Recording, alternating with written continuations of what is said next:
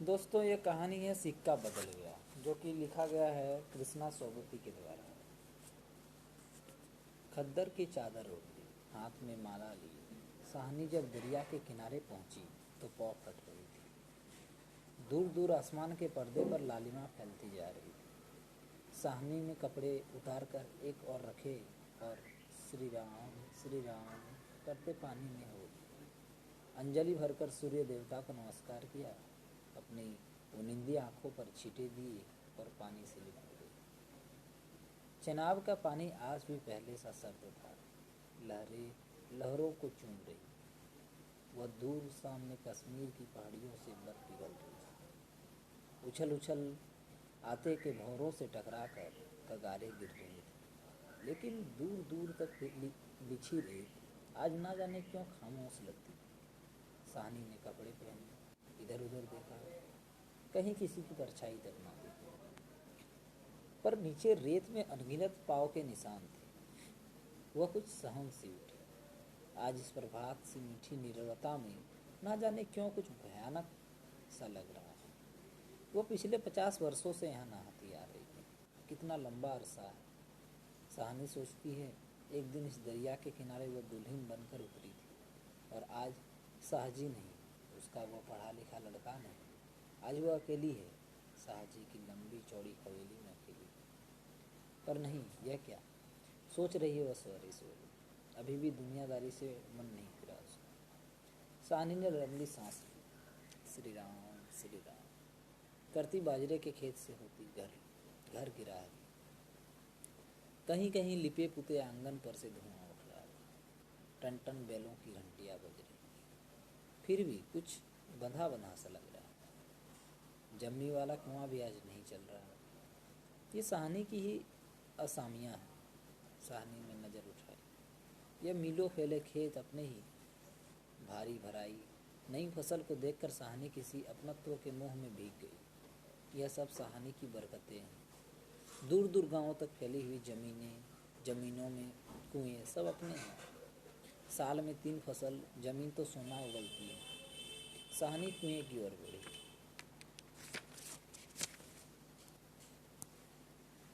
आवाज़ दी, शेरे शेरे हुसैना हुसैना। शेरा साहनी का स्वर पहचानता है। वह ना पहचानेगा। अपनी माँ जेना के मरने के बाद वह साहनी के पास ही पलकर बड़ा हुआ। उसने पास पड़ा गड़ासा सटाले के ढेर के नीचे सरका दी। हाथ में हुक्का पकड़कर बोला, ए हुसैना, ए हुसैना। साहनी की आवाज़ उसे कैसे हिला गई है। अभी तो वह सोच ही रहा था कि उस साहनी की ऊंची हवेली की अंधेरी कोठरी में पड़ी सोने चांदी की संदूकुचियाँ उठाकर की। तभी शेरे शेरे गुस्से से भर उठा। किस पर निकाले अपना क्रोध? साहनी पर। चीख कर बोला, ए मर गई क्या? रब तुम्हें मौत दे। हुसैना आटे वाली कनाली को एक और रख जल्दी जल्दी बाहर निकल आई। आती हूँ। क्यों अच्छा बेले तड़पता है। अब तक साहनी नज़दीक पहुँच चुकी थी। शेरे तो तेज़ी से सुन चुकी थी। प्यार से बोली, हुसैना, यह वक्त लड़ने का है। वो पागल है, तू ही जिगरा कर लिया कर। जिगरा? हुसैना ने मन माने स्वर में कहा। साहनी, लड़का आखिर लड़का ही है। कभी शेरे से भी पूछा है कि मुंह अंधेरे ही क्यों गालियाँ बरसाई है इसने? साहनी ने लाड़ से हुसैना की पीठ पर हाथ फेरा। हंसकर बोली, पगली, मुझे तो लड़के से बहू प्यारी है शेरे।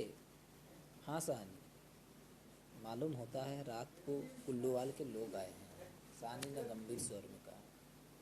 शेरे ने जरा रुक कर घबरा कर कहा, नहीं साहनी।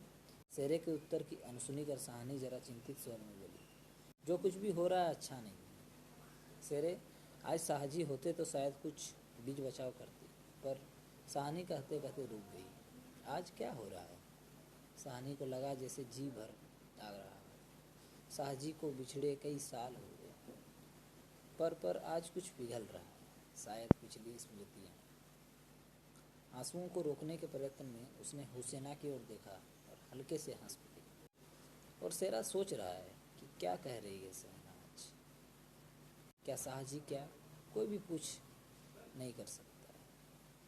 यह होके रहेगा, क्यों ना हो। हमारे ही भाई बंदों से सूद ले लेकर साहजी सोने के बोरियां तोला करते थे। प्रतिहिंसा की आग शेरे की आंखों में उतर आई। पड़ोसन गड़ोस की याद आई। साहनी की ओर देखा। नहीं नहीं शेरा, इन पिछले दिनों में 30-40 कत्ल कर चुका था। पर पर वह ऐसा नीच नहीं। सामने बैठी साहनी नहीं, साहनी के हाथ उसके आंखों में देर आए। वह सर्दियों की रातें कभी कभी साहजी की डांट खा के वह हवेली में पड़ा रहता था और फिर लालटेन की रोशनी में देखता था साहनी के माता साहनी के ममता भरे हाथ दूध का कटोरा थामे हुए। शेरे शेरे उठ पी ले।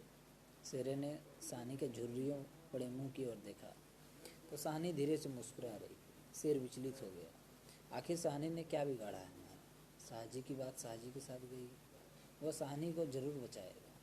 लेकिन कल रात वाला मशवरा वह कैसे मान गया था? फिरोज की बात, सब कुछ ठीक हो जाएगा, सामान बांट लिया जाएगा। साहनी चलो, तुम्हें घर तक छोड़ा। साहनी उठ खड़ी। किसी गहरे सोच में चलती हुई साहनी के पीछे पीछे मजबूत कदम उठाता शेरा चल रहा है। संकित सा इधर उधर देखता जा रहा है। अपने साथियों की बातें उसके कानों में गूंज रही है। पर क्या होगा साहनी को? साहनी, हाँ शेरे। शेरा चाहता है कि सिर पर आने वाले खतरे की बात कुछ तो साहनी को बता दे, और वह कैसे करे? साहनी ने सिर ऊंची किया। आसमान धुएं से भर गया था। शेरा जानता है यह आग है। जलालपुर में आज आग लग गई। साहनी कुछ न कर सकी। इसके नाते रिश्ते सब वही है। हवेली आ गई। साहनी ने शून्य मन से ड्योढ़ी में कदम रखा। शेरा कब लौट गया उसको कुछ पता नहीं। दुर्बल सी देह और अकेली, बिना किसी सहारे के, ना जाने कब तक वहीं पड़ी रही साहनी। दुपक कर आई और चली गई। हवेली खुली पड़ी। आज साहनी नहीं उठ पा रही, जैसे उसका अधिकतर आज स्वयं उससे ही छूट रहा है। साहजी के घर की मालकिन, लेकिन आज मोह नहीं हो रहा। मानो पत्थर हो गई। पड़े पड़े सांझ हो गई, पर उठने की बात फिर भी नहीं सोच पा रही। अचानक रसूली की आवाज़ सुनकर चौंक उठी। साहनी साहनी, सुना ट्रंके आती है लेने। ट्रंके? साहनी इसके सिवाय और कुछ नहीं कर सकी। हाथों ने एक दूसरे को थाम लिया। बात बात में खबर गांव में फैल गई। लाह बीवी ने अपने विकृत कंठ में कहा, साहनी, आज तक कभी ऐसा ना हुआ, ना कभी सुना। गजब हो गया। अंधेर पड़ गया। साहनी मूर्तिवत वहीं खड़ी रही। नवाब बीवी ने स्नेह सनी उदासी से कहा, साहनी, हमने तो कभी ना सोचा था। साहनी क्या कहेगी कि उसी ने ऐसा सोचा था। नीचे से पटवारी बेगू और जेलदार की बातचीत सुनाई थी। साहनी समझी कि वक्त आन पहुंचा। मशीन की तरह नीचे उतरी, पर ड्योढ़ी न लांघ सकी। किसी बहुत गहरी सी आवाज़ से पूछा, कौन कौन कौन है वहाँ? कौन नहीं है आज वहाँ? सारा गांव जो उसके इशारे पर नाचता था। उसकी आसामियाँ हैं जिन्हें अपने नाते रिश्ते से कभी कम नहीं समझा। लेकिन नहीं, आज उसका कोई नहीं। आज वो अकेली है। यह भीड़ की भीड़, उसमें कुल्लूवाल के जाट। वह क्या सुबह ही न समझ गई थी? बेगू पटवारी और मस्जिद के मुल्ला इस्माइल ने ना जाने क्या सोचा। साहनी के निकट आ खड़ी हुई। बेगू आज साहनी की ओर देख नहीं पाया।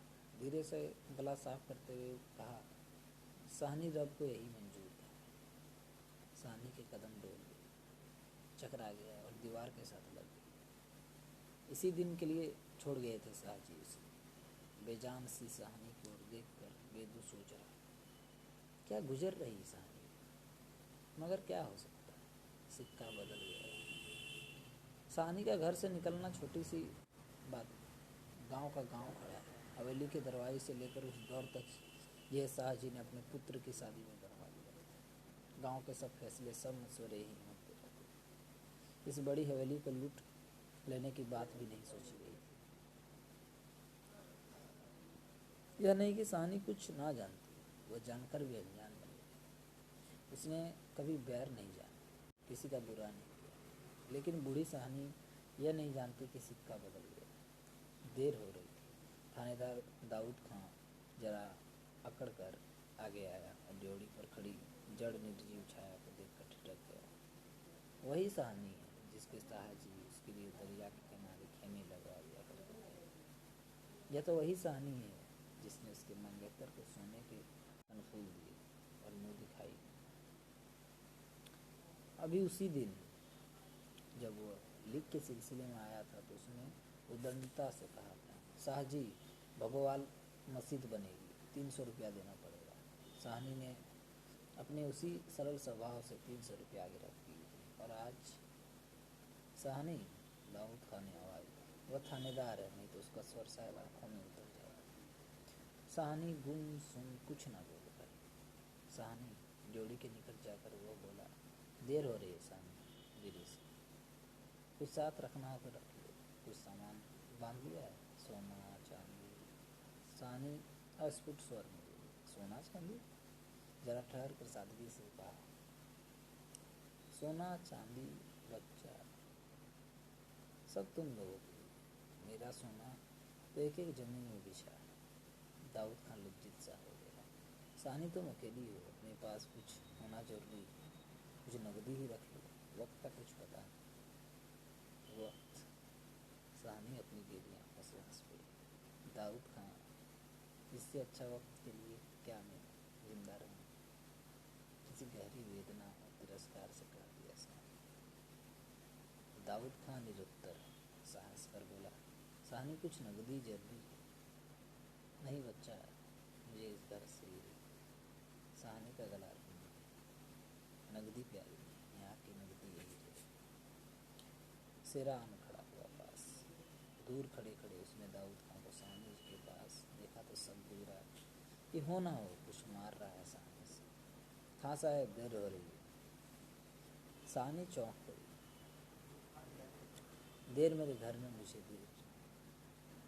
आंसुओं की भंवर में ना जाने कहाँ से विद्रोह उमड़ पड़ा। मैं पुरखों की इस बड़े घर की रानी और ये मेरे घर के अनकर पले नहीं, यह सब कुछ नहीं। ठीक है, देर हो रही है, देर हो रही है। साहनी के कानों में जैसे यही गुजरा, देर हो रही है। और नहीं, साहनी रो रो कर नहीं, शान से निकलेगी इस पुरखों के वंश से। माल ले लांगेगी यह दहली जिस पर एक दिन वह रानी बनकर आ पड़ी। अपने लड़खड़ाते कदमों को संभाल कर साहनी ने दुपट्टे और आंखें पोंछी, ड्योढ़ी से बाहर हो गई। बड़ी बूढ़ियाँ रो गई। उनके दुख सुख की साथी आज इस घर से निकल पड़ी। किसकी तुलना हो सकती है इसके साथ? खुदा ने सब कुछ दिया था, मगर मगर दिन बदले, वक्त बदले। साहनी ने दुपट्टे से सिर ढांककर धुंधली आंखों में से हवेली को अंतिम बार देखा। साहजी के मरने के बाद भी जिस कुल की अमानत को उसने सहेज कर रखा, आज वो उसे धोखा दे गई। साहनी ने दोनों हाथ जोड़ लिए। यही अंतिम दर्शन था, यही अंतिम प्रणाम था। साहनी की आंखें फिर कभी इस ऊंची हवेली को ना देख पाई। प्यार ने जोर मारा सोचा, एक बार घूम फिर कर पूरा घर क्यों न देखा। जी छोटा जो होगा, पर जिनके सामने हमेशा बड़ी बनी रही है उनके सामने वो छोटी न हो। इतना ही ठीक है, सब कुछ हो चुका। सिर झुकाया। ड्योढ़ी के आगे कुल्लू अदू की आंखों से निकल कर कुछ बूंदें चुप पड़ी। साहनी चल दी। ऊंचा सा भवन पीछे खड़ा रह गया। दाऊद खान, सेरा, पटवारी, जेलदार और छोटे बड़े, बच्चे बूढ़े, मर्द औरत सब पीछे पीछे। ट्रंकें अब तक भर चुकी थी। साहनी अपनों को खींच रही थी। गांव वालों के गलों में जैसे धुआं उठ रहा है।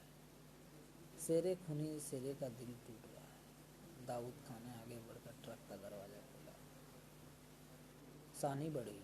इस्माइल ने आगे बढ़कर भरी आवाज़ से कहा, साहनी कुछ कह जाओ, तुम्हारे मुंह से निकली आसीम झूठी नहीं हो सकती। और अपने साफे से आंखों का पानी पोंछ लिया। साहनी ने उठती हुई हिचकी को रोक कर रूंधे रूंधे गले से कहा, रब तुम्हें सलामत रखे बच्चा, खुशियाँ बख्शे। वह छोटा सा जनसमूह रो गया। जरा भी दिल में मौन नहीं साहनी। और हम साहनी को नहीं रख सकते। शेरे ने बढ़कर साहनी के पाँव छुए। साहनी, कोई कुछ नहीं कर सका। राज ही पलट गया। साहनी ने कांपता हुआ हाथ शेरे के सिर पर रखा और रुक रुक कर कहा, तुम्हें भाग लगे चलना। दाऊद खां ने हाथ का संकेत दिया। कुछ बड़ी बुढ़ियां साहनी के गले लगी और ट्रक चल पड़ी। अन्न जल गया। वह हवेली, नई बैठक, ऊंचा चौबारा, बड़ा पसार एक एक करके घूम रहे हैं साहनी के आंखों में। कुछ पता नहीं, ट्रक चल रहा है, यह वह स्वयं चल रही है, आंखों बरस रही है। दाऊद खां विचलित होकर देख रहा है इस बूढ़ी साहनी को, कहाँ जाएगी अभी। साहनी मन में मैल न लाना, कुछ कर सकते हो तो उठा ना रखते। वक्त ही ऐसा है। राज पलट गया है, सिक्का बदल गया है। रात को साहनी जब कैंप में पहुंचकर जमीन पर पड़ी तो लेटे लेटे हाथ मन से सोचा, राज पलट गया है, सिक्का क्या बदलेगा। वह तो मैं वहीं छोड़ आई। और साहजी की साहनी की आंखें और गीली हो गई। आसपास के हरे हरे खेतों से घिरे गांव में रात खून बरसा रही थी। शायद आज राज पलटा खा रहा था और सिक्का बदल रहा था। तो दोस्तों, इतनी सी थी हमारी कहानी। अगर आपको यह कहानी पसंद आई हो तो हमारे चैनल को ज़रूर सब्सक्राइब करें, इस वीडियो को लाइक करें, कमेंट करें, शेयर करें। थैंक यू दोस्तों।